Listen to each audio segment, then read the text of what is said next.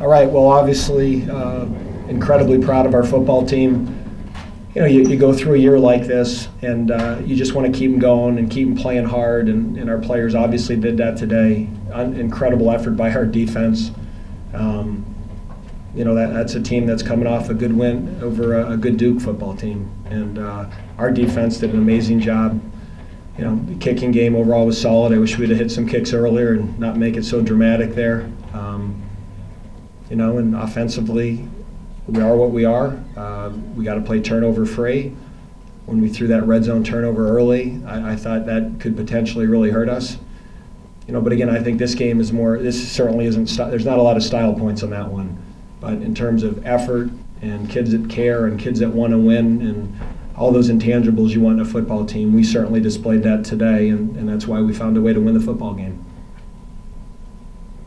You guys have all these questions when we lose. I want them when we win. I like these press conferences when we win. Don't go quiet on me.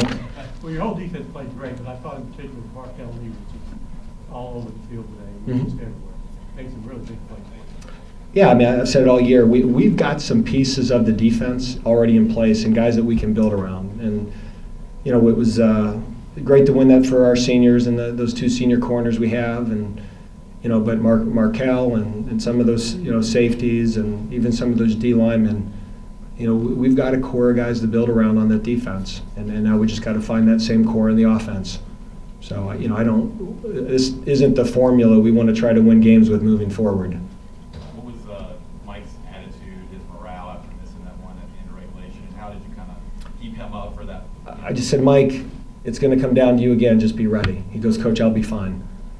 You know, I just said, you know, these things have a way of coming back, and, you know, a lot of times with the way that game was going, there was a very good chance overtime was going to come down to a field goal contest.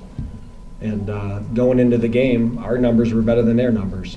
You know, if you say before the game starts, if it becomes a field goal contest, we feel good about it. We hit a higher percentage than they did going in, and that was even part of the thought process with that last drive.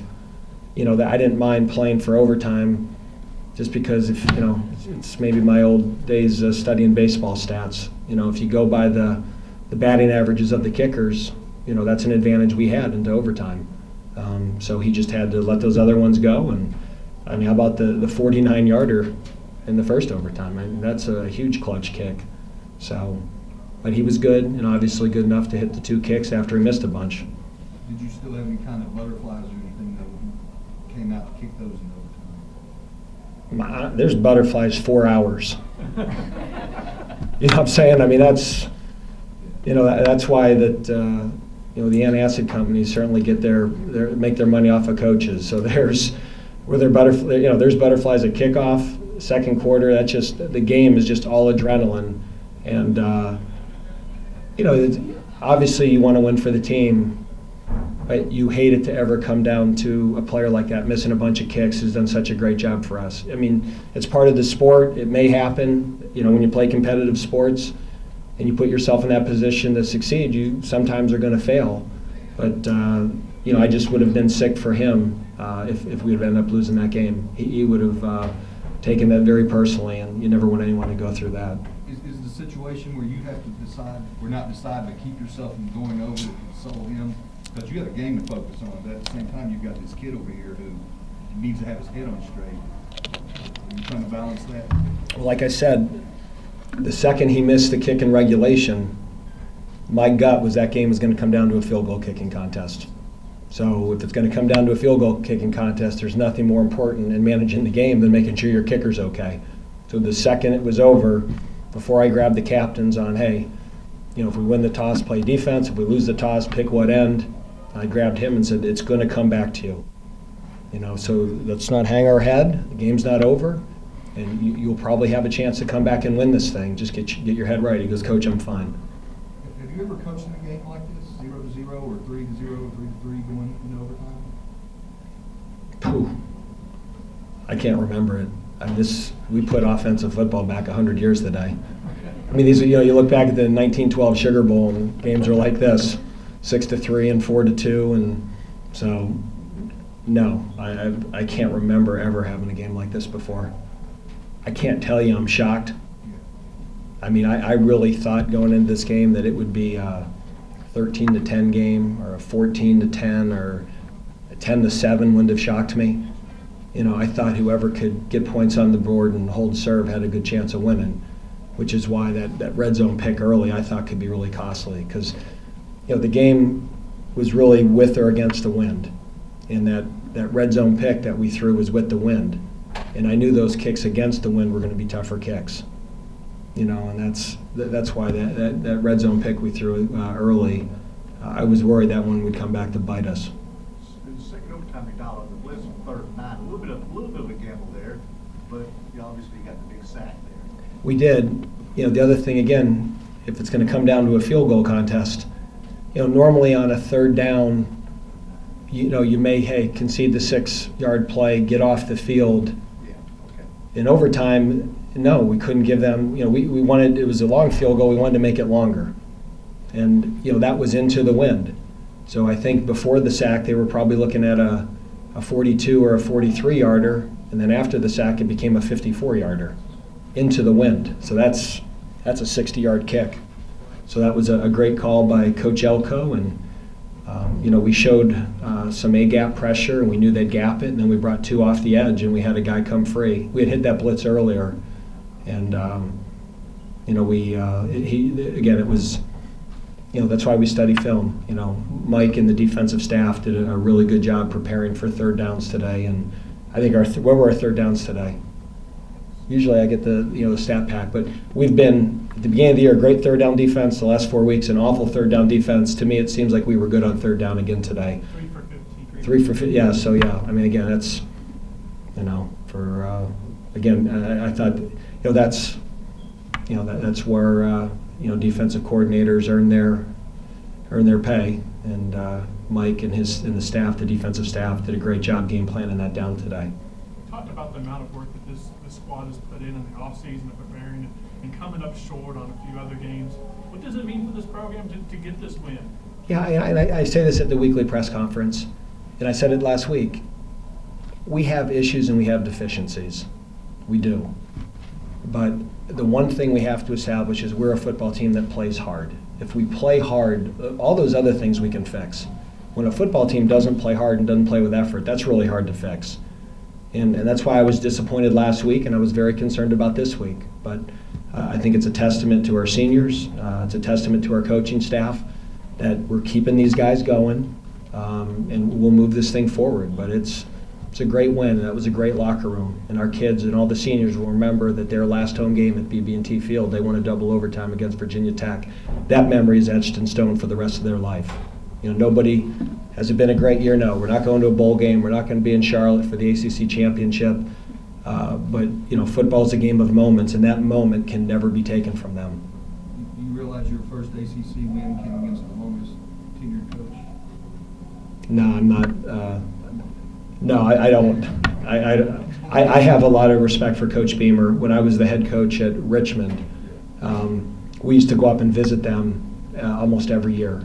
And Coach Beamer has always been one of the good guys in the profession, one of the guys that would open his doors up to other staffs. And I learned a lot of football from Coach Beamer and his staff when I was at Richmond. So, you know, I mean, to be honest, there's certain coaches that there's a little more juice because there might be something they said in recruiting, or, you know, with him, it's none of that.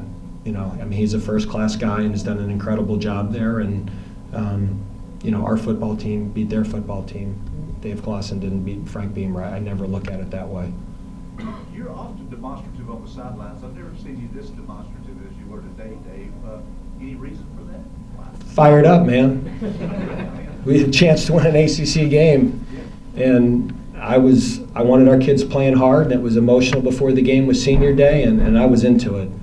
I mean, this was a great opportunity, and I knew going into this we had a great opportunity. I really felt like we could hold them down I really felt we could hold them down, and I felt we had a good plan going in, and you know, I didn't, you know, you want to get an ACC win, you really do. You know, I don't want you guys writing articles every week. Clawson's still looking for ways, you know, that'd be your articles next October. So I saved the world a lot of ink today. Just a more aggressive approach for you guys, pass rush wise, and you guys had so much success against them going after the quarterback. No, we've done that all year. Today it worked. You know, sometimes you get there and sometimes you don't. Sometimes you win one-on-one pass rush moves up front, sometimes you don't. Sometimes you cover them, sometimes you don't. And we executed really well. We covered them. And our guys, again, they played extremely hard, and we didn't have that letdown today. There's a lot of games this year that we've played well for a half or well for three quarters, and then we have that one letdown that we give up a big play, and that's what we talked about at halftime. Defense, you're doing an incredible job. No letdown.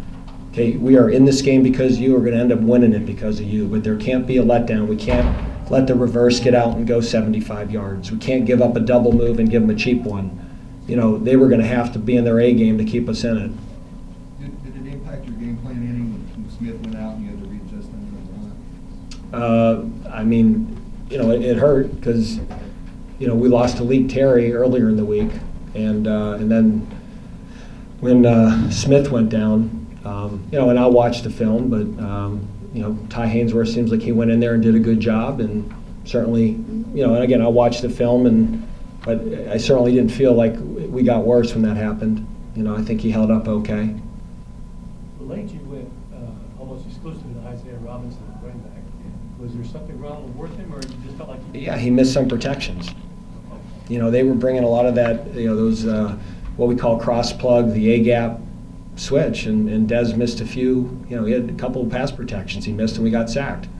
And you know, in our offense, you know, sometimes we go from a run to a pass, sometimes a pass to a run. You got to be able to protect, and Isaiah was doing a better job in protection. 74 yards rushing there. We are, yeah. I just checked it out there. Yeah, we're like the 1972 Buffalo Bills, right? Or the 74 Steelers. It's progress, right? It's progress against a good defense. So we'll enjoy the small victories. We won, bottom line. I don't care if we got 10 yards of offense. I do, but not right now. Can you talk about the play of Ryan Jamion? He was on the field as well. Was he supposed to blitz from that fumble? He was supposed to blitz and then he read the play and he caused a fumble? No, we had a blitz, but he was rolling down in coverage. You know, that we showed zone, and then we blitzed late, and we rolled the safety down, and that allowed him to react to the bubble and made a good play. I thought we should have scooped and scored. I really think if we bend our knees, that to me, if I'm not in a good mood now, okay, you'd go back and say the red zone pick, the missed field goal at the end of the game, and that play, we had a chance to pick that thing up, scoop it, and maybe score. You know, because we call fumbles clean or dirty. If there's people around it's dirty, just get on it, secure the ball. If it's clean, the thing's out there in space and no one's afraid of you. Bend your knees, get your knuckles dirty, try to scoop it and go. And we missed an opportunity to scoop and score that sucker. So that would have been, it'll be a great teachable moment tomorrow. Is it better to teach after a win like this? Absolutely. We've had enough teaching after losses this year. I don't mind trying this. anything else? Congratulations. All right, thank you guys. Thanks all for being here.